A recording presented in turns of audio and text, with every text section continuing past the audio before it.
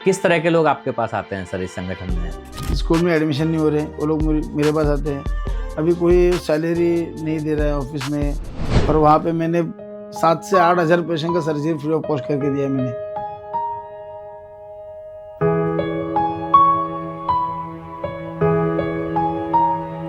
और बहुत गरीबी से मैं भी ऊपर आया हूँ। मैं भी पहले वड़ा पाव की दुकान पे भी काम किया है मैंने। अच्छा, सरकार ने ऐसी व्यवस्था कर रखी है कि प्राइवेट हॉस्पिटल को 10% फ्री में इलाज करना है। जो अभी डिप्टी सीएम है, पहले सीएम थे, उनका भी हम लोग को बहुत साथ मिला। जैसे सरकार ने अभी बताया कि आपके बाजू में कोई एक्सीडेंट होता है, आप लेके जाओ हॉस्पिटल में, 1.5 लाख तक उसको खर्चा माफ है। ब्रीच कैंडी, कोकिलाबेन, ये तो नाम सुन के भी डर लगता है, बीमार नहीं होना है हमको। तो तभी मेरी हालत बहुत डाउन। मैं एक वड़ा पाव, आधा जग पानी पी के मैंने 3 महीने निकाला सर। और मैंने उस दिन से सोचा, जो मेरी मम्मी को मुझे तकलीफ हुई है वो किसी को नहीं होना चाहिए।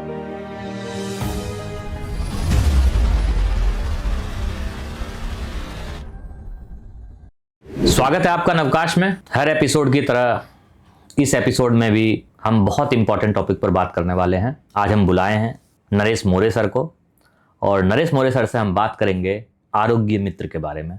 जो लोग जानते हैं आरोग्य मित्र क्या है, उनको इसका इम्पोर्टेंस पता है, मगर जो लोग नहीं जानते हैं वो इस एपिसोड के बाद इसके इम्पोर्टेंस को समझेंगे और लाभान्वित होंगे। और उसके अलावा भी हम बहुत सारे टॉपिक पर चर्चा करेंगे। सर, स्वागत है आपका।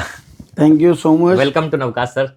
Thank you so much Navkash, आपने मुझे इनवाइट किया है, बहुत अच्छा लग रहा है। सर, आपने मुझे नवकाश बोला, मुझे बड़ा अच्छा लगा। Yes yes. मेरा नाम नवीन प्रकाश है। यस।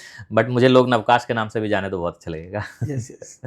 तो सर, सबसे पहले यही जानना चाहेंगे कि आरोग्य मित्र होता क्या है सर? देखो सर, आरोग्य मित्र ऐसी जो एक व्यक्ति रहती है, दुआ रहती है, जो मरीज और हॉस्पिटल इन दोनों के बीच में दुआ जो रहती है, आरोग्य मित्र रहती है। जो आरोग्य मित्र की वजह से पेशेंट को डॉक्यूमेंट्री, उनका अगला इलाज, उनको फंडिंग कहाँ से मिलेगी, इस सब का मार्गदर्शक एक ही रहता है, आरोग्य मित्र। तो क्या ये सरकार अपॉइंट करती है सर, या खुद से खुद को आरोग्य मित्र घोषित करते हैं? नहीं, सिर्फ पार्ट 2 है सर। एक MSW सरकार जो ट्रेनिंग लेके आते हैं, और दूसरा जो खुद अपन उसको लिए तुम्हारा कोई कोर्स, कोई एज डिग्री जरूरी नहीं है। तुम्हारा मन, तुम्हारा मनसूबा और तुम्हारा स्पीच, ये बहुत उसमें एफेबल चाहिए, तो आप खुद अपने मन से कर सकते हो। तो इसके लिए कोई सैलरी मिलती है सर?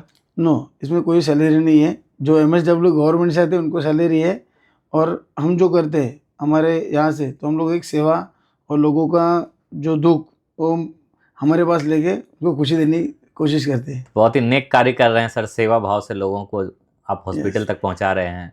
मतलब जो जानकारी नहीं है वो जानकारी उनको उपलब्ध करा रहे हैं। Yes sir. तो सर, आप कितने साल से ये काम कर रहे हैं? सर, मैं काम 2015 से मैंने स्टार्ट किया था। 2012 में भी मैंने किया था थोड़ा बहुत करने का। 2015 में मैंने बहुत जोर से स्टार्ट किया।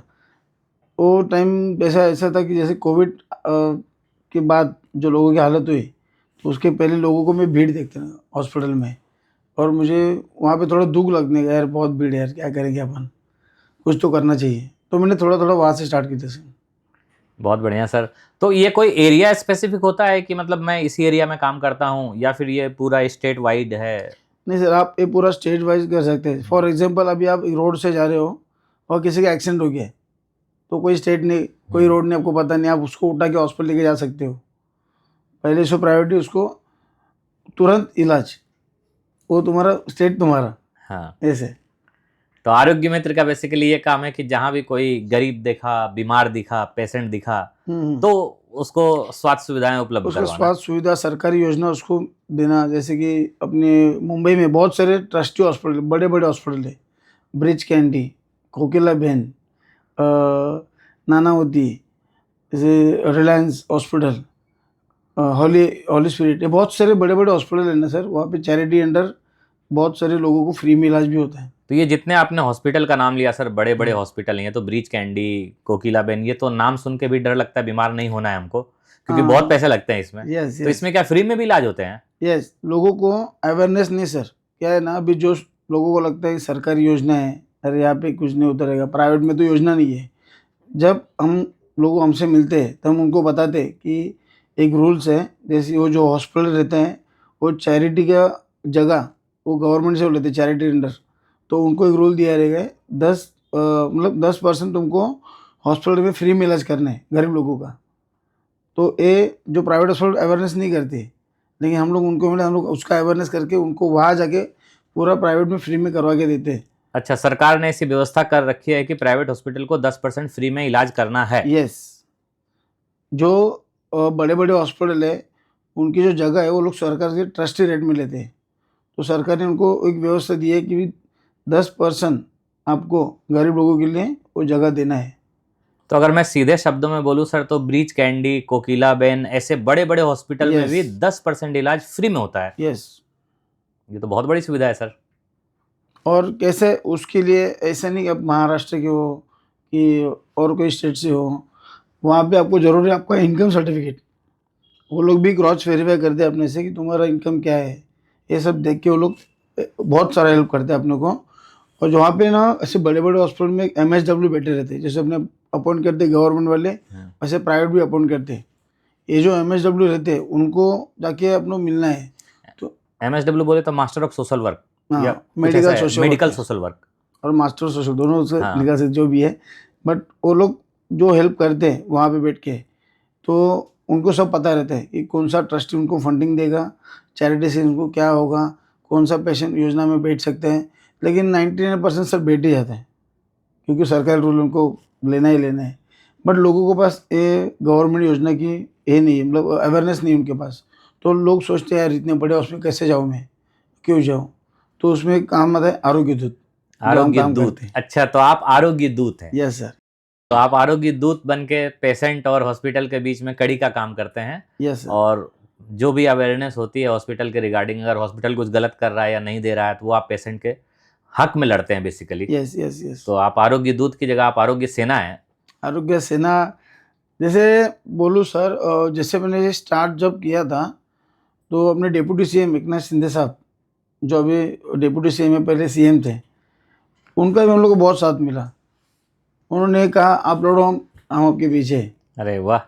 और तब से हमारे ऑल महाराष्ट्र में जो काम चल रहा है आरोग्य का, हमारे गुरुवर्य मंगेश चिवटे सर हैं, और उनके आधार से हम लोग बहुत जगह काम करके ना ऑल महाराष्ट्र कॉन्टेक्ट हुआ। अभी कोई पेशेंट को ज़्यादा दिक्कत नहीं आती है।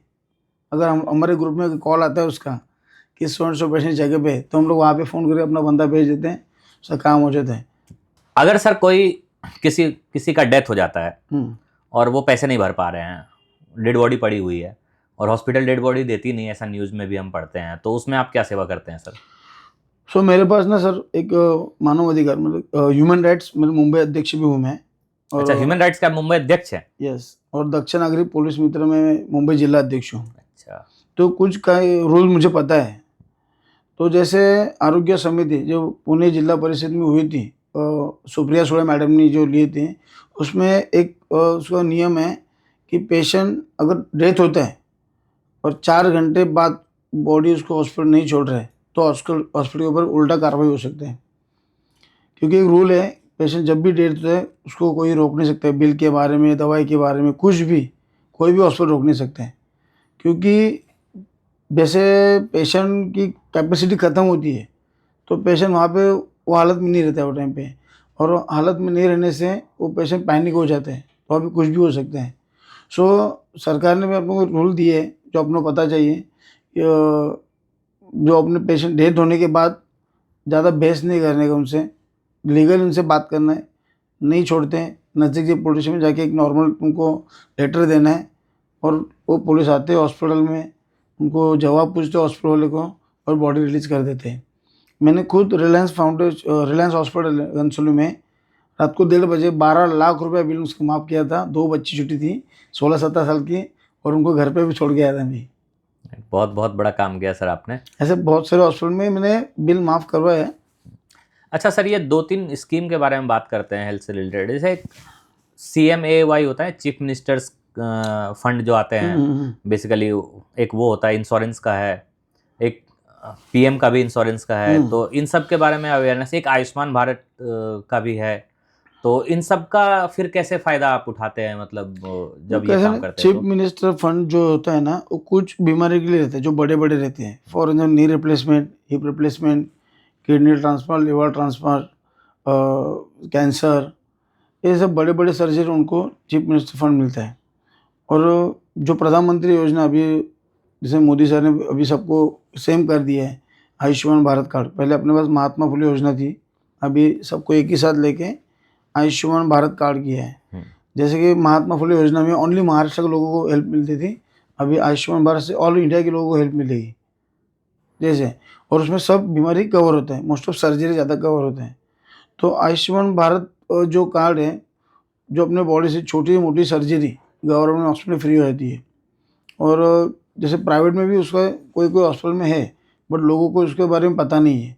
लोग डरते हैं, प्राइवेट में क्यों जाओ, उनका माहित हो गया वो, अरे वहाँ पे बहुत खर्चा लगेगा, लेकिन वहाँ पे भी सुविधा है। आयुष्मान भारत कार्ड जो है वो प्राइवेट हॉस्पिटल में भी हम इस्तेमाल कर सकते हैं। यस, प्राइवेट हॉस्पिटल में कोई कोई हॉस्पिटल देखे रखा है, जैसे MJPJY बोलते हैं, PMJY बोलते हैं अभी, उनको उसमें कन्वर्ट करके अभी उसका लाभ सभी लोग ले सकते हैं, गरीब से अमीर तक।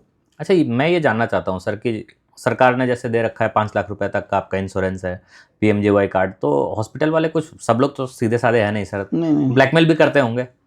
नहीं, सरकार ने 5 लाख जो देखे रखा है उसमें कैटेगरी है सर। जैसे आपकी बीमारी है, छोटी बीमारी हर्निया है पकड़ो, तो उनको वहाँ पे छोटा पैकेज देके रखा है 40,000 50,000। बड़ा कैंसर है तो 1,20,000, बड़ी सर्जरी तो 1.5 लाख 2 लाख, ऐसे उसमें कैटेगरी है। 5 लाख पूरा किसी को नहीं है। जैसे अपना मेडिक्लेम रहता है, फॉर एग्जाम्पल मेरा 10 लाख का मेडिक्लेम है और मैं जाके क्लेम करूँ पूरा 10 लाख का, तो मेडिक्लेम कंपनी कभी नहीं देती। सेम वैसे ही सरकार ने जो आयुष्मान भारत है वो भी वैसे ही करके रखा है। उसके लिए भी पहले अप्रूवल लेना पड़ता है, फाइनल डिस्चार्ज के लिए अप्रूवल लेना पड़ता है। मेडिक्लेम वैसा आयुष्मान भारत कार्ड है। लेकिन मैं इससे एक बोलना चाहूँगा, लोगों ने जैसे आधार कार्ड और रेशन कार्ड ये चालू रखना ज़रूरी है उसके लिए, क्योंकि अधूरे डॉक्यूमेंट की वजह से आपका आयुष्मान कार्ड निकलता नहीं है और सेवा का लाभ नहीं ले सकते। तो एक अवेयरनेस चलाना चाहिए आयुष्मान कार्ड बनाने के लिए, बेसिकली गरीब लोगों में, जो लोग बेसिक आधार कार्ड भी नहीं बनाते, बहुत सारे लोग इलेक्शन आई कार्ड नहीं बनाते हैं, वो तो इलेक्शन के टाइम में जब नेता लोग जाते हैं कि आप हमको वोट दो, तो फिर उनके जो कार्यकर्ता लोग हैं वो टेम्पररी बना के देते, हैं। बाद में इलेक्शन में खत्म हो गया। हाँ, तो आयुष्मान कार्ड बनाने का एक अवेयरनेस होना चाहिए सर। अवेयरनेस उसका बहुत होना चाहिए। फिलहाल तो अभी जैसे गुजरात के एयर में आपको बता रहा हूँ, मैं एक हॉस्पिटल में गया था, नमो हॉस्पिटल, जो माननीय अपने मोदी जी उनका ही नाम से हॉस्पिटल है वो, नमो हॉस्पिटल। वहाँ पे मैंने देखा only Ayushman card, all totally free, totally, मतलब इतना बड़ा हॉस्पिटल है। तो जैसे वहाँ पे फ्री है, वैसे अपने महाराष्ट्र में हमारे डिप्टी CM श्री एकनाथ शिंदे साहब, इनके तरफ से 10 हॉस्पिटल है। सबसे पहले हॉस्पिटल है मातोश्री गंगूबाई संभाजी शिंदे। मैं खुद वहाँ पे इन हाउस वर्क कर चुका हूँ, और वहाँ पे मैंने 7 से 8 हज़ार पेशेंट का सर्जरी फ्री ऑफ कॉस्ट करके दिया मैंने, तो वहाँ पे है। और ऐसे अपने मुंबई में 10 हॉस्पिटल ऐसे जहाँ से आयुष्मान कार्ड से फ्री हो जाते हैं। बहुत बढ़िया सर। सर, तो आपको लोग पर्सनल कांटेक्ट से जानते हैं, संपर्क करते हैं, फिर आपको संपर्क कैसे करते हैं? जैसे कोई बीमार हो गया और हॉस्पिटल में नहीं आ रहा है, तो आप पेशेंट खोजते रहते हैं या पेशेंट आपको खोजते हैं? ये क्या कांटेक्ट का क्या सिस्टम है सर?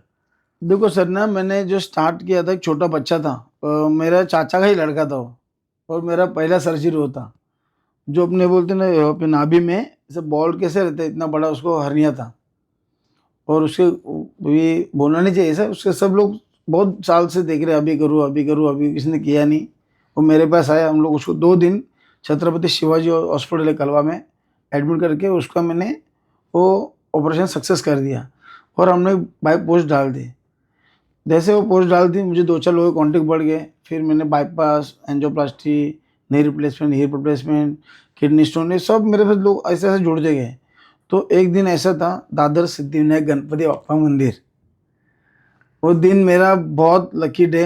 लकी बोले तो सर, भगवान उस दिन मुझे मिलने थे, मुझे ऐसा लगा, क्योंकि उस दिन मैं मुलुंड से ट्रेन से आया और मैं दादर स्टेशन उतरा, घाई घाई में मैंने एंटी के डब्बे में चढ़ गया, टीसी ने मुझे पकड़ा वहाँ पे और बोला भाई तू गलत डब्बे में आया, टिकट तो था मेरे पास, बट कुछ अभी पर्याय नहीं, मैं उसको रहा, ठीक है भाई आया, अभी क्या फाइन लेंगे, ले लो बोला। लेकिन वहाँ पे एक ब्लाइंड आदमी आया, उसने बोला मेरा स्टेप नहीं है, और वहाँ से मैं निकल गया। तो ऊपर जाके देखा तो मुझे आदमी दिखा ही नहीं वापस। फिर हम लोग आए दादर मंदिर में, अपने जो पहले अध्यक्ष थे सिद्धिविनायक मंदिर के, आदेश बांदेकर सर, और हमारी मैडम थी आरती सालवी जो राष्ट्रवादी की वहाँ पे ये थी, विश्वस्त थी, तो उनके तरफ से हम लोग मीटिंग की है। और हम नीचे आके सब गणपति बापा के दर्शन ले रहे थे, सबके गले में वो लोग शाल डाल रहे थे, मेरा टाइम ख़त्म हो गया, मैं थोड़ा नर्वस हो गया और उन्होंने गणपति के गले का शाल निकाला और मेरे गले में डाला।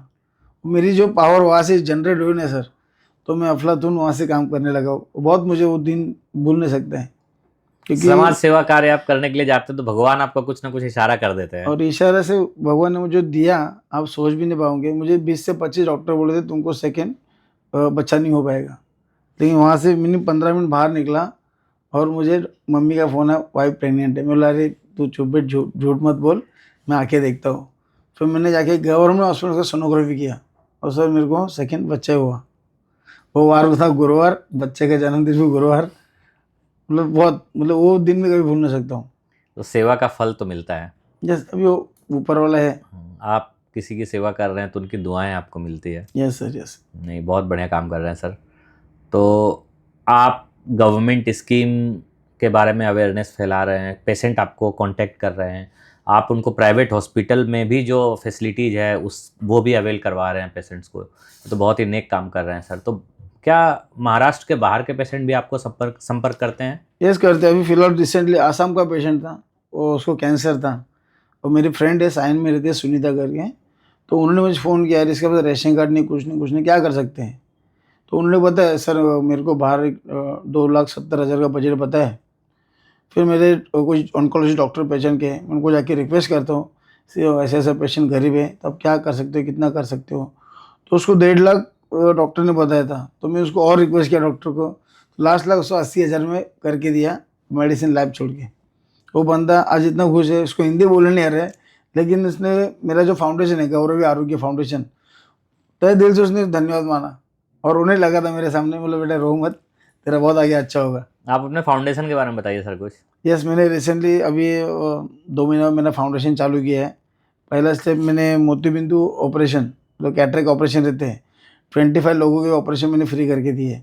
उसमें उनको चाय नाश्ता और मेडिसिन ड्रॉप्स, उनका चश्मा और उनका नेक्स्ट आने वाला ओपीडी वो भी फ्री में करके दिया है। तो बहुत अच्छा लग रहा मुझे, मेरा पहला काम से गौरवी आरोग्य फाउंडेशन से।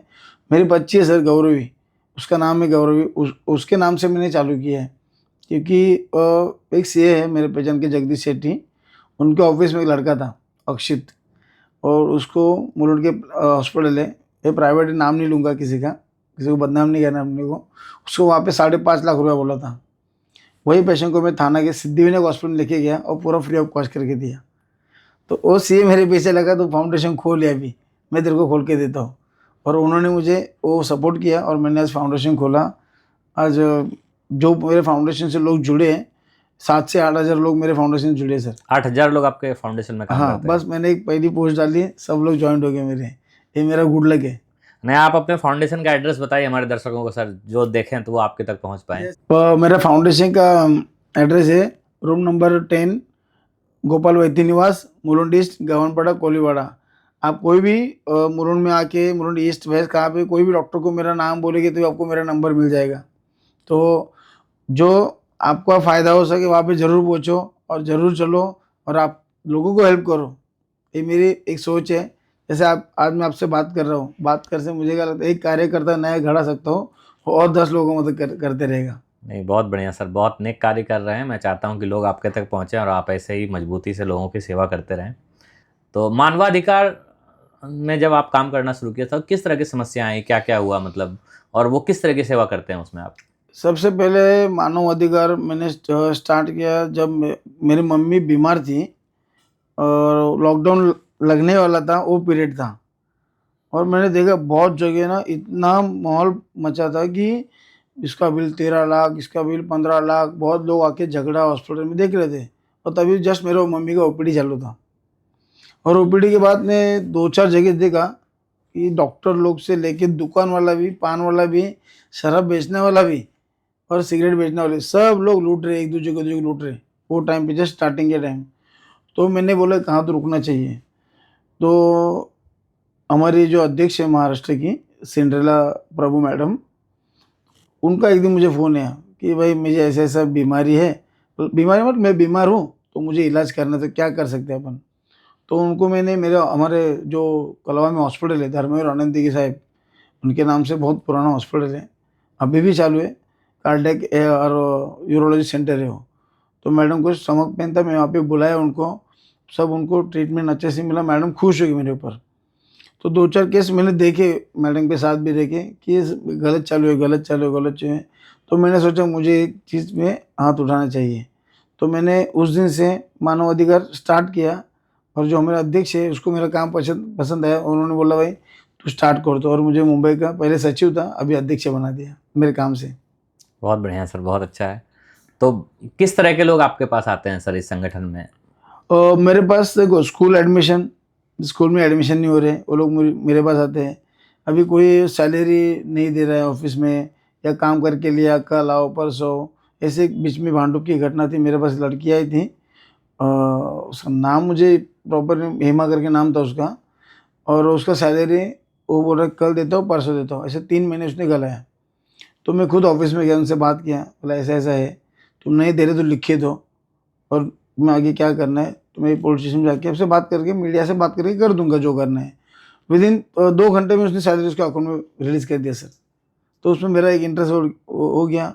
सेकंड पार्ट, जैसे अपने बॉम्बे यूनिवर्सिटी की अपना कॉलेज है मुंबई का, फोर्ट का, वहाँ पे एक लड़की 3 दिन एडमिशन के लिए जा रही थी। तो वो पूरा धूप में मतलब पूरा पसीने से रोज़ मुझे वीडियो कॉल किया, दादा नहीं हुआ, दादा नहीं हुआ। तो उसके फादर जो आर्मी में थे, वो रहते सांगली में।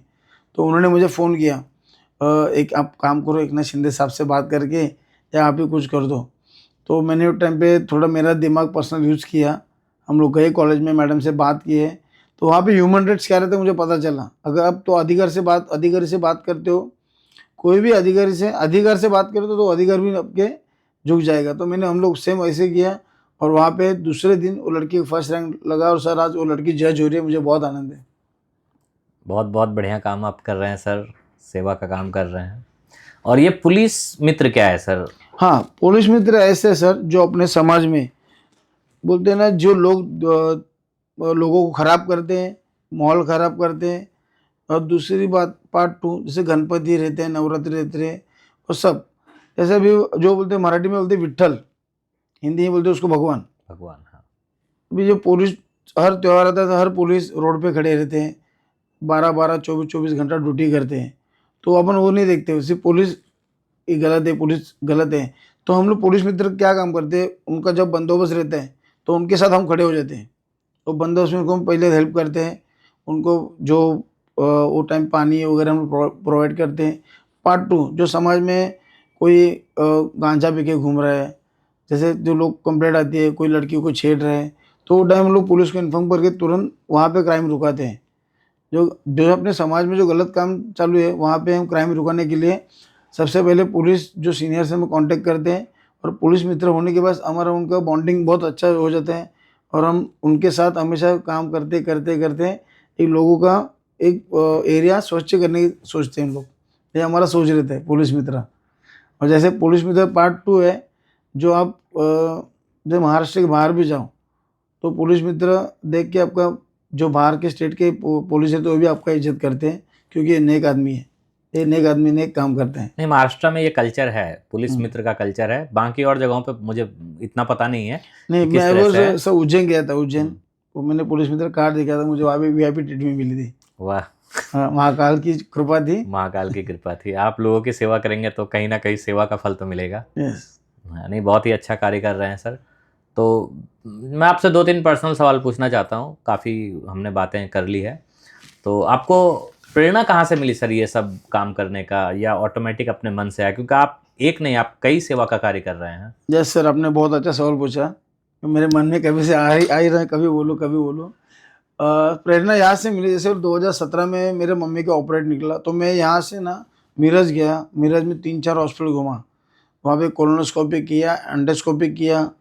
फिर वापस मुंबई में आया, मुंबई में आके उसका पेट स्कैन किया, कोई इलाज ही नहीं मिल रहा है मेरे को। मैं पागल हो गया और क्या करना अभी। तो थाना में एक हॉस्पिटल है शिवनेरी करके, तो वहाँ में मैंने एक दिन अपॉइंटमेंट लिया, डॉक्टर आदित्य मान के जो ऑन्को सर्जन है, तो उनसे मिला मैं। तो उन्होंने बोला उनके स्टमक में एक बड़ा ट्यूमर है, और जो ट्यूमर अतल के साथ चिपक गया है, तो उसको भी निकालना पड़ेगा। तो उन्होंने खर्चा बोला मुझे 3.5 लाख रुपया। तो वो टाइम मेरा इतना कंडीशन नहीं था, कि लॉकडाउन भी लगा था, ऑफिस बंद, सब बंद, सब लोग घर पे हैं। तो मैंने वो टाइम देखा कि मम्मी का मैं नीचे से बोल रहा हूँ, ब्लड टेस्ट से लेके CT scan, MRI, PET scan, colonoscopy, endoscopy, तभी ये सब नाम मुझे याद है, कौन सा चीज़ कहाँ पे कम पैसे में होता है। तो मेरे दिमाग में वो रखा था। उसके बाद मम्मी का ऑपरेशन हो गया, और ऑपरेशन होने के मम्मी का 4 महीने सर पेट ओपन था ऐसा, जो अपन नॉर्मल लूज मोशन कर दी नीचे से, मम्मी को यहाँ से रखा, स्टोमा बैग लगाया था, वो भी 4 महीना था। तो ड्रेसिंग करने वाला बंदा था, वो सवेरे 1200 रुपया, शाम को 1200 रुपया लेने का। तो हम लोग भरे 10-12 दिन बाद में बोला नहीं अपन खुद करेंगे। तो मैंने खुद आदमी ग्लोव्स पहना, बेटाडीन हाथ में लगाया, और मम्मी का जो अंदर का सब मैं मेरे हाथ से करने का। तो वो टाइम पे मुझे मालूम पड़ा मेडिकल का जो चीज़ है, मतलब बेटाडीन हो गया, कॉटन हो गया, गॉसफिस हो गया, कहाँ पे कम पैसे में मिलता है, पार्ट 2 हो गया मेरा वहाँ से। फिर मम्मी का हम लोग 4 महीने बाद एडमिट किए, उनका जो स्टोमा निकला था क्लोज किया मैंने। तो तभी मेरी हालत बहुत डाउन। मैं एक वड़ा पाव, आधा जग पानी पी के मैंने 3 महीने निकाला सर। पैसा खत्म हुआ था, बहुत सारे एजेंट मिले, कोई 10,000 का चेक ला के दिया तो उनको 3,000 मुझे देना पड़ता था। बहुत सारे पॉलिटिकल मिल में तेरा काम करके देता हूँ, मुझे इतना पैसा देना पड़ेगा। मुझे किसी का नाम नहीं लेना है, जो मेरे मदद पे है चलो भगवान ही आए, उसने कुछ लिया वो नहीं है। लेकिन वो टाइम पे मेरी इतनी हालत ख़राब हुई कि घर पे कमाने वाला कोई नहीं है, मम्मी हॉस्पिटल में पड़ी है, पापा बीमार है, मेरा जॉब गया था लॉकडाउन में, और मैं करूँ तो क्या करूँ। वो टाइम पे मैंने बहुत सोचा। तो वहाँ से मैं मम्मी का सेकंड ऑपरेशन करवाया। सेकंड के बाद तीसरा ऑपरेशन है मम्मी का हर्निया का। बोला अभी तो यार मर ही गया मैं, अभी मैंने सोच ही दिया, बोला अभी कुछ जिंदा है कि मतलब ही नहीं है। लेकिन मैं हिम्मत नहीं आ रहा, मुझे मम्मी को बचाना था। डॉक्टर ने गारंटी नहीं दिया थर्ड ऑपरेशन को, क्योंकि जब एनेस्थीसिया देते तो एक बार, जैसे अब नॉर्मल आदमी को एक बार भी दिया तो उसको कमर दर्द कर दिए, जो एनेस्थीसिया उतरता है तब। इसको 3-3, 4-4 बार दिया था उम्र के हिसाब से। फिर आज भी मेरे मम्मी के हरने का ऑपरेशन सक्सेस हो गया, और इतना बड़ा पेट में जाली है उसके अभी भी। और तो वो दिन से मैंने देखा कि ब्लड टेस्ट से, सीटी स्कैन, एमआरआई जो होते हैं, जो ऑपरेशन के फिटनेस लगते हैं, ऑपरेशन किसके पास कहाँ पे कम पैसे, सब मैंने वहाँ पे मेरे दिमाग में फिट किया। और बोला नहीं, अभी जो मेरे को तकलीफ हुई है, और मेरा आपको 2012 का आपको बताया मैंने, जो लोग गवर्नमेंट हॉस्पिटल घूमते हैं, पैसा नहीं उनके पास, लाइन लगाते हैं, उनका दुख देख कर और ये मेरा दुख के मैंने दोनों ज्वाइन किया। और उस दिन से मैंने सोचा जो मेरे को तकलीफ है वो किसी को भी नहीं होनी चाहिए। और मैंने स्टार्ट किया धर्मवीर आनंदी की हॉस्पिटल से। वहाँ से मुझे मेरा पहला पेशेंट बाईपास का था, उनको पूरा फ्री ऑफ कॉस्ट करके दे दिया था। फिर जैसे अपने डिप्टी सीएम है, उनकी मम्मी मातोश्री गंगूबाई संभाजी शिंदे, इनके नाम से फर्स्ट हॉस्पिटल थाना में, ऑल महाराष्ट्र में cashless hospital. Cashless hospital cashless hospital, ये कैशलेस हॉस्पिटल थाने में कहाँ है, उसका भी एड्रेस बताइए। हाँ, मातोश्री गंगूबाई संभाजी शिंदे, जो हमारे डिप्टी सीएम साहब है, थाना में श्रीनगर। श्रीनगर में उनका जो हॉस्पिटल है, वहाँ पे 100 बेड का हॉस्पिटल है। ऑल सर्जरीज कैशलेस होती है वहाँ पे। ना तुमको ब्लड टेस्ट का पैसा भरना है, ना खाने का, ना वहाँ के रहने का, सब कुछ। मुझे एडमिशन से लेकर डिस्चार्ज तक ऑल वहाँ पे फ्री है।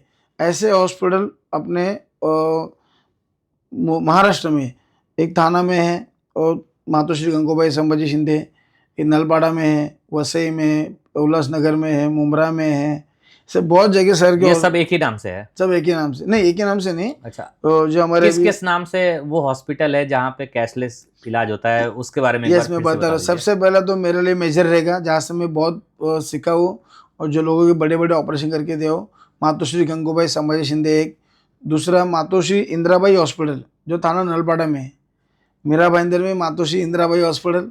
वो दूसरा जो अपने परिवहन मंत्री है प्रताप सरनाइक साहब, उनकी मम्मी के नाम से मातोश्री इंदिराबाई सरनाइक हॉस्पिटल। और वसई में प्लैटिनम, उल्लासनगर में प्लैटिनम, उल्लासनगर में और एक म्यूनसिपल मल्टी स्पेशल हॉस्पिटल वो है। और मुंब्रा में फ्रीडम फाइटर हॉस्पिटल है। ऐसे बहुत सारे हॉस्पिटल है, वहाँ पे फ्री में इलाज हो रहा है। और जैसे अभी रिसेंटली थाना में सिद्धिविनायक हॉस्पिटल है, वहाँ पे बहुत सारे स्कीम है, लोगों को सब पता नहीं है। और जब मैं मम्मी का जब सब कर रहा था, तो मैंने सब देखा वो क्या क्या होता है। और मैंने उस दिन से सोचा जो मेरे मम्मी को मुझे तकलीफ हुई है वो किसी को नहीं होना चाहिए। मैंने सब वहाँ पे मम्मी के लिए 3 से 4 लाख कर्जा निकाला था। और जो कर्जा निकल के जो मैं इलाज कर रहा था, लेकिन भगवान के साथ है, मम्मी बच गई, और मैंने आहिस्ता आहिस्ता मेरा कर्जा भी नील हो गया। नहीं, बहुत बढ़िया सर, आप सेवा कार्य कर रहे हैं, सबकी दुआएं मिलेंगी और आप आगे बढ़ते रहेंगे। तो सर अभी आप ये तो सब सेवा का काम कर रहे हैं। घर चलाने के लिए भी क्या कर रहे हैं सर? सर मैं एक प्राइवेट कंपनी में मैं शर्म नहीं करता हूँ, प्राइवेट कंपनी है आईरोल में, माइंड स्पेस। मैं जैगुआर सिक्योरिटी की तरफ से वहाँ पे मैं मेरा जॉब करता हूँ नाइट में, और दिन भर मैं सेवा करता हूँ। लास्ट 9 ईयर से वहाँ पे जॉब पे हूँ मैं। और वो करके दिन में अभी मुझे जब भी टाइम मिलता है 2 घंटा 3 घंटा, और मैं जो जो पेशेंट आते हैं उनको नज़दीक रहेगा तो मदद करता हूँ, नहीं तो फ़ोन पे तो मेरा कंटिन्यू हेल्प चल रहा है ऑल महाराष्ट्र। ऐसे हमारे जैसे गुरुवारी बोला मंगेश चिल्ड्रन की एक हमको शिकवण आहे, कुणाच्या तरी कामाला पडा, आपण समाजाचं काय ते देणे लागतो, त्या उद्देशाने आपण काम करा। वो हिसाब से मतलब समाज के अपन कुछ ना कुछ एक तुम्हारा मतलब देना पड़ता है आपको समाज के लिए। हर हर कोई आदमी मेरे लिए करता है, अपन समाज के लिए कुछ करना चाहिए। वो हिसाब से हम लोग काम करते हैं, जितना हो सके उतना मैं फाइट करता हूँ, और मेरे से हो सके लोगों को मैं मदद करता हूँ। बहुत बहुत अच्छा काम आप कर रहे हैं सर। क्या है, लोगों के पास बहुत है, करोड़ों हैं, अरबों हैं, लेकिन सामाजिक कार्य वो कर नहीं पाते। Yes. और एक ट्रस्ट बनाते हैं, वो बांटते हैं चीज़ों को दिखाने के लिए, बट ग्रास रूट लेवल पर जो काम होता है वो बहुत मुश्किल होता है। और एक आदमी जो खुद अपना घर परिवार चलाने के लिए संघर्ष रहता है, उसके बाद वो दूसरे लोगों के लिए भी संघर्ष रहता है। ये आप बहुत ही अच्छा काम कर रहे हैं सर। आपसे बात करके बहुत ही ज़्यादा अच्छा लगा। मेरी तो एक इच्छा है, मैं आपके माध्यम से हर एक एमएलए को बोल रहा हूँ, जो अभी केएम टाटा साइंस जे नायर में जो भीड़ होती है ना, अभी एमएलए हर एरिया के एक एमएलए होते हैं, एक तो एमएलए होते हैं, वो जिसको एमएलए ने आमादार बोलते हैं यहाँ पे हम लोग। आमदार। आमदार। उन्होंने आपके घर के बाजू में, खुद के घर के बाजू में क्या हॉस्पिटल भी खड़ा कर दिया ना, तो किसी को कहाँ पे जाने की जरूरत नहीं है। ये मेरा फ्यूचर, मतलब मैं बोल रहा हूँ उनको कि मेरा संकेत लो, या मेरी चेतावनी लो, या मेरी रिक्वेस्ट समझो। हर एक आमदार ने घर के बाजू में अगर खोलते हैं हॉस्पिटल, तो किसी को कहाँ घूमने की जरूरत नहीं सर। इतने पास अपने महाराष्ट्र में फैसिलिटी है। महात्मा फुले योजना, आयुष्मान भारत योजना, शहरी गरीब योजना, ईएसआईसी है लोगों को, ESIC। हाँ, चीफ मिनिस्टर फंड है, पीएम फंड है, और बहुत सारी ट्रस्टी है, जो सिद्धिविनायक ट्रस्ट हो गई, शिरडी दादर ट्रस्ट हो गई, दादर में स्वामी समर्थ ट्रस्ट हो गई, अपना टाटा ट्रस्ट हो गई, बहुत सारे ट्रस्टी ऐसे छोटे मोटे, इतने सब सुविधा है लोगों को, लेकिन उनको अवेयरनेस नहीं, इसलिए वो ना उनसे दूर रहते हैं, डरते हैं क्या से लाओ डॉक्यूमेंट के लिए डरते सर। तो वो अवेयरनेस बहुत ज़रूरी है, लोगों के पास जाना, उनको समझाना। जैसे मेडिकल कैंप अभी मैंने मेरे लाइफ में एक 5 से 6 हज़ार मैंने मेडिकल कैंप लिए। आपने 6000 मेडिकल कैंप किया है? हाँ, अरेंज किया है? अरेंज किए है। और जैसे कि मैं कैंप करता था तो उनमें लोग आते थे, उनको मैं गाइडेंस करता था, और जिनसे इनका काम कर उन्होंने मुझे आभार पत्र भी दिए। मेरे पास उसका बहुत PDF है, मेरा फाइल अभी घर पे है, लाया नहीं मैंने, वो भूल गया लाने को। वो लाता तो मैं सब आभार पत्र उसमें लिखे मेरे, मैं वो संभाल के रखा हूँ कि जो मेरी मेमोरी रहेगी, मेरे बच्चे लोग कुछ ना कुछ सीखेंगे, अरे डैडी का क्या था, वो भी कल को चीज़ करेंगे। विरासत है आपका, सेवा कार्य विरासत है। यस। और बहुत गरीबी से मैं भी ऊपर आया हूँ। मैं भी पहले छोटा एक बड़ा भाव की दुकान पे भी काम किया है मैंने, आज दूसरी जगह भी काम किया, आज इधर सिक्योरिटी में काम कर रहा हूँ। मैं स्टेप बाय स्टेप चल के मैंने काम में सीखा, जहाँ पे वो ठेस लगती है वहाँ पे क्या करना है, वहाँ पर राउंड में रुका, देखा है क्या करना है, फिर आगे बढ़ा हूँ मैं। और जैसे बोले मेरे mummy, I love my mummy, आज वो ये सब नहीं उसका मैंने करता था, आज मुझे चीज़ में मुझे पता भी नहीं चलता था। तो मम्मी को मैं ये सब मेरा श्रेय आज का मेरे मम्मी को देना चाहता हूँ मैं। और जैसे मेरे फादर अभी नहीं है, तो उनके लिए मैं ये सब मेरा श्रेय डोनेट करता हूँ। और बहुत बहुत ही अच्छा सर, आप इतना मेहनत कर रहे हैं और आप इतनी सेवा कर रहे हैं, लोगों की दुआएं आपको लगे और लोग अधिक से अधिक लाभान्वित हो, और भगवान आपको इतना फंड भी अरेंज करेगा आप लोगों की और हेल्प कर सकें, आपका ट्रस्ट आगे बढ़े। यस। और भी जैसे मेरे फादर ऑफ हो गए थे, तो हमारे दोस्त है उदय चंद्रा जी, जो हर संडे KM हॉस्पिटल के बाहर खाना बांटते हैं, और शिवसेना वैद्य मतलब कक्ष है, वो मेडिसिन बांटते हैं, दोनों मिला के हर संडे वहाँ पे रहता है। तो मैंने मेरे फादर के नाम से वहाँ पे खाना डोनेट करता हूँ, मेरे बर्थडे है खाना डोनेट करता हूँ, पर लड़की का बर्थडे है खाना डोनेट, जो भी है जैसा। और मेरा वो वही सोच है, मैं घर पे कोई बर्थडे नहीं मनाता हूँ, अभी मैं समुद्र के किनारे जाऊँगा, वहाँ पे जो गरीब लोग रहते हैं उनके साथ मैं उनको केक खिलाता हूँ, ऐसा मेरा एक सोच है। रेलवे में कभी मैंने किया है, मैं ज़्यादा पोस्टर उसके नहीं डालता हूँ, अपना पर्सनल है, लोगों का दिखाने की ज़रूरत नहीं है। हाँ सेवा भाव जो है वो गुप्त रूप से ही होता है बेसिकली। Yes. अवेयरनेस फैलाने के लिए लोग आपके तक आए हेल्प लेने के लिए, वो एक अलग बात होती है। लेकिन एक आजकल फोटो देखते रहते हैं ना कि 3 नेताजी 1 दर्जन केला लेके गरीब को, आज मैंने गरीबों की सेवा की, और बड़ा सा पोस्ट लगाते हैं। जैसे वो जो भी मैंने जैसे हॉस्पिटल को बताया, मैं गंगोबई में जो मैंने बहुत सारे ऑपरेशन किए, उस दिन से मेरा कांटेक्ट बढ़ गया। तो मुझे KM साइन JJ नायर अपने महाराष्ट्र के बड़े हॉस्पिटल है, तो उनके अंदर जो लोग काम करते हैं हेड लेवल पर नहीं, ग्राउंड लेवल पे, वार्ड बॉय, उनके ऊपर OT बॉय, एक्सरे टेक्नीशियन, उनसे मेरा कांटेक्ट हो गया। और उनके घर के ही मैंने ऑपरेशन मेरे यहाँ पे करवा के दिए। तो मेरा बॉन्डिंग बन गया। आज जहाँ भी केम जहाँ रहेंगे, किसी को जरूरत लगी तो हो सके उतना मैं मदद करना है। मैं इसको जानता हूँ कैसे करना है और किससे मिलना है। कभी बड़े लोगों से मिलोगे तो बड़े लोग कभी नीचे नहीं आते सर, तुमको छोटे से बड़े ऊपर जाना पड़ता है। सर ये सब करते हुए आपके लाइफ का सबसे सेटिस्फेक्शन वाला मोमेंट कौन सा है सर? थैंक यू सर, आपने सवाल पूछा। जब ये पेशेंट या मरीज जब भी ठीक होता है, उसके बाद मुझे घर पे आके फ़ोन करता है या हॉस्पिटल के बाहर मुझे मिलता है, कभी रोड पे मिलता है, अरे दादा बहुत बहुत थैंक यू, आपके वजह से मेरा ये हो गया। तो मुझे ना सबसे बड़ा मेरा वो सेटिस्फेक्शन है, और उसकी वजह से मुझे प्रेरणा मिलती है और काम करने की, और अब जोर से मैं काम करता हूँ। ऐसे मेरे बहुत सारे लोग मिले, आप भगवान हो, ये हो, लेकिन मुझे उनसे सिर्फ प्रेरणा मिलती है काम करने की, और मैं उसको मेरा कर्तव्य समझता हूँ। ये मुझे काम करना है मरते दम तक। नहीं, बहुत बढ़िया सर। तो ये एक और बात बताइए सर, इतने दिन से आप सेवा कार्य कर रहे हैं, कोई एक इंसिडेंट बताइए जो आपके लाइफ को टच कर गया हो या बहुत इंपॉर्टेंट हो। हाँ सर, एक इंसिडेंट है सूर्या हॉस्पिटल का। वहाँ पे फ्री मैच्योर बच्चे थे 2, और उनको बताया था 50 लाख रुपया खर्च लगेगा। और अभी भी वो एक पत्रकार है नाला सोपारा के दीपक जी, उनके 2 बच्चे थे। वो आदमी बेचारा वड़ा पाव बेचता था। वो मेरे से कांटेक्ट, उसको नाला सोपारा से किसी ने मेरा नंबर दिया उनको, तो मैंने उनको बोला मेरे समरी भेजो। वही पेशेंट का सर पूरा टोटली खर्चा 2,50,000 में हम लोग प्राइवेट हॉस्पिटल में करके थे, जो 50 लाख बताया था। और हट यही किया, उसके 2 बच्चे में से एक बच्चा ऑफ हो गया और एक को हम लोग बचा पाए। तो उसमें मैंने बहुत मेहनत किया, उस पर भी मुझे क्या करना है, और मुझे उससे वो बहुत हार्ड टच मेरे लिए फीलिंग था। और पार्ट 2, मेरा दोस्त रिसेंटली ऑफ हो गया, 1-1.5 साल हो गया है। उसका नाम प्रीतम थोरात है, उसकी गर्लफ्रेंड थी, लेकिन वो मरने के पहले उसको मेरा नंबर दे गया था, लाइफ में कुछ भी प्रॉब्लम है ना तो ये बंदे से कांटेक्ट करना। और उसके फादर का मैंने बाईपास ऑपरेशन करके दिया था। वो मुझे ऐसा लगे, वो ऑपरेशन मैंने पूरा फ्री में किया, उसको डेडिकेट किया है मैंने। मिस यू प्रीतम को भी। और मैंने ये 2 लाइफ में हार्ट टच मेरी फीलिंग है सर। कुछ और बताना चाहेंगे सर, ऐसी कोई स्टोरी बताना चाहेंगे? हाँ सर, एक स्टोरी ऐसी है, जो हाँ। प्री मैच्योर बच्चे रहते हैं, जो 7वें 6वें महीने में पैदा होते हैं, उनका वजन कम रहता है, उनको NICU PICU बहुत ज़रूरत है। और जैसे अपने बॉम्बे में सबसे बड़ा हॉस्पिटल है वाडिया, वहाँ पे बेड बहुत कम मिलते हैं। तो वो टाइम जो लोग परेशान होते हैं, जैसे किसी को बच्चा ही नहीं होता है और जो होने के बाद भी परेशान झेलने होते हैं, वो टाइम पे हम लोग उसको बहुत अच्छी तरह मदद करते हैं। और मेरे दोस्त थे चंद्रकांत मेटकर, इसका नाम मैं लेना चाहूँगा। उसको 12 साल से सर बच्चा नहीं हो रहा था, उसने IVF ट्रीटमेंट किया, और 12 साल के बाद उसको हम लोग उसका डिलीवरी भी प्राइवेट में फ्री में करके दिए, एक हार्ट टच। और उसका भी ये महीने बर्थडे है, मैं खुद पहले बर्थडे को जाके आया, मुझे बहुत प्राउड फील हुआ।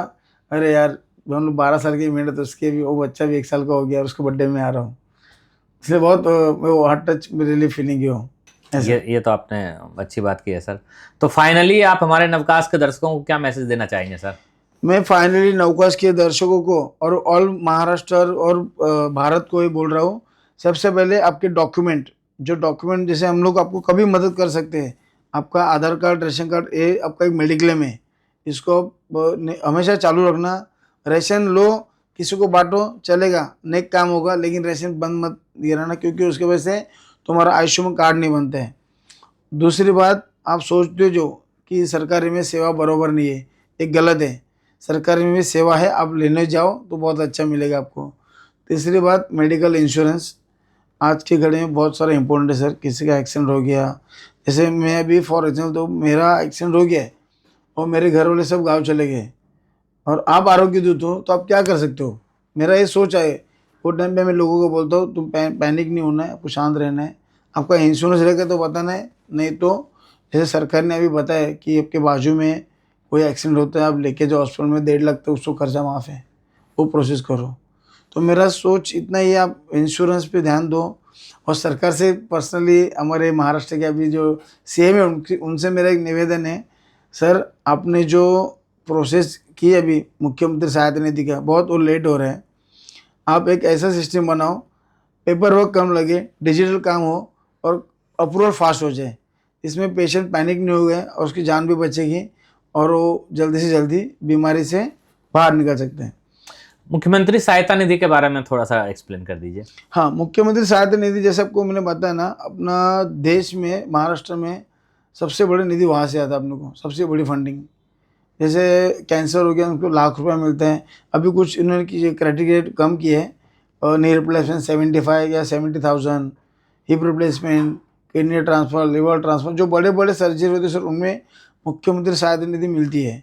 जैसे कि हमारे डिप्टी सीएम साहब अभी एकनाथ शिंदे साहब हैं, उनके टाइम लाख रुपया था। अभी फडणवीस साहब है, उनके टाइम कुछ अभी थोड़ा 10-20 हज़ार कुछ कम हुआ है। ठीक है, जो भी है वो टाइम पे मिलना चाहिए लोगों को। आज ही कल का मैं न्यूज़ सुना हूँ कि मुख्यमंत्री सहायता निधि का पोर्टल हॉस्पिटल में दिया है। अभी पेशेंट को मंत्रालय में आने की ज़रूरत नहीं है, हॉस्पिटल से पोर्टल से अप्लाई कर सकते हैं। लेकिन उसमें 2 क्यूरी, मेरे साथ में बैठा था, 2 क्यूरी आई। एक रेशन कार्ड एक्सेप्ट नहीं कर रहा है, दूसरा इनकम सर्टिफिकेट एक्सेप्ट नहीं कर रहे हैं। तो ये कहा तो पेशेंट को वो प्रॉब्लम आता है और वहाँ पे पेशेंट पैनिक हो जाते हैं। तो इसके लिए सर मुख्यमंत्री साहब, फडणवीस साहब, आपको मेरी बहुत दिल से इच्छा है, ये जो सीएम फंड का जो फंडा है, आप प्लीज़ उसको एक वन डे में कुछ प्रोसेस हो के तो कर लो, पेपर वर्क कम करके। जैसे उसमें बहुत सारा एमएलए का लेटर लाओ, सिविल सर्जन का लेटर लाओ, तो जियो टैग फ़ोटो भेजो। ये सब पेशेंट सब पैनिक हो जाते हैं। तो कुछ तो उसमें सरल रेशा जैसा आप एक कराओ। मेरी बहुत इच्छा है, आपसे विनती भी है और अपेक्षा भी करता हूँ आप कर देंगे। नहीं, सीएम साहब तक बात पहुंची नहीं होगी या फिर उनको ग्रासरूट लेवल पे इतना पता नहीं लग पाया होगा, लेकिन ये तो कड़क हैं, तुरंत क्विक डिसीजन लेने वाले आदमी हैं। हाँ, तो बात आपके माध्यम से पहुंचेगी तो ये हो भी जाएगा। यस यस, मुझे पता है फडणवीस साहब अपने महाराष्ट्र के नेक पहले मुख्यमंत्री रह चुके, अभी भी है, उनका डिसीजन भी फास्ट रहता है।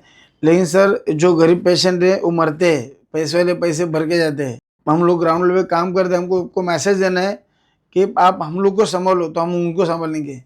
आप प्रोसेस फास्ट कर दो तो हम उनको संभाल पाएंगे, नहीं तो हम हमारे इसमें कुछ वैल्यू नहीं रहेगा सर। इसके नहीं, लिए जरूर आपका संदेश जो है वो ऊपर तक पहुंचेगा। हमारे नवकास्ट के माध्यम से पहुंचे तो हमें भी काफ़ी अच्छा लगेगा कि चलो हमने भी थोड़ा सेवा कार्य किया। और आपसे बात करके बहुत अच्छा लगा सर, बहुत सारे टॉपिक पर हमने बात किया। और हम दुआ करते हैं कि ईश्वर आपको इतनी शक्ति दे कि आप ऐसे ही लोगों की सेवा करते रहें और आप और बढ़ें। आपका जो फाउंडेशन है वो 7-8 हज़ार है, वो 70-80 हज़ार जाए और आप महाराष्ट्र पर ही नहीं पूरे देश के आरोग्य मित्र का जो है आप मार्गदर्शन बने, वो आपसे प्रेरणा लें और सीखें सर। नवकाश में आने के लिए धन्यवाद sir. Thank you so much. आज मैं सही दिल से आपका सर धन्यवाद देना चाहता हूँ और नवकाश का भी। आज आपने जो विचार साधा मुझे यहाँ पे रखने जो चांस दिया है और आपके माध्यम से मैं पूरे महाराष्ट्र से बात कर रहा हूँ यहाँ पे, मुझे बहुत अच्छा लगा सर। आपका जो स्टूडियो बहुत आगे जाएगा, ये मेरी दुआ भी है और गणपति बप्पा से प्रार्थना भी है। तो आज मेरा मन कर रहा है कहने का कि न कद से बड़ा न पद से बड़ा, जो मुसीबत में खड़ा वही सबसे बड़ा।